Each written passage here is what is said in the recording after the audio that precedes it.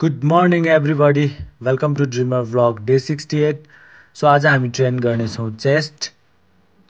दिनको सुरुवात हुन्छ हाम्रो कफी पिएर। ब्रेकफास्टमा आलु र अन्डा खाएर हामी निस्क्यौँ क्लासको लागि।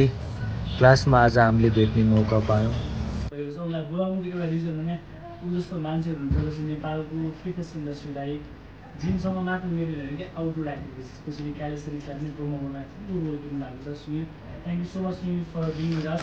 धेरै धेरै धन्यवाद मलाई चाहिँ बोलाइदिनु भएकोमा। सबैजनालाई गुड आफ्टरनुन।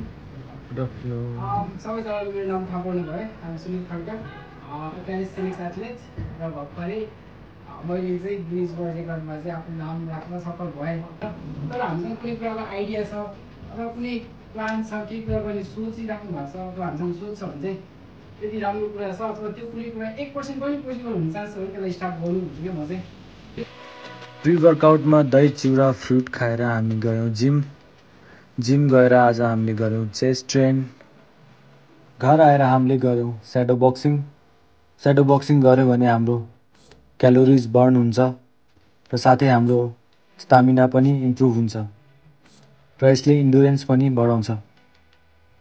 र लास्टमा ह्यान्डस्ट्यान्ड गरेर आजको वर्कआउट हामीले गऱ्यौँ finish. Hope you guys like the video. Thanks for watching. Stay fit, stay healthy. See you tomorrow.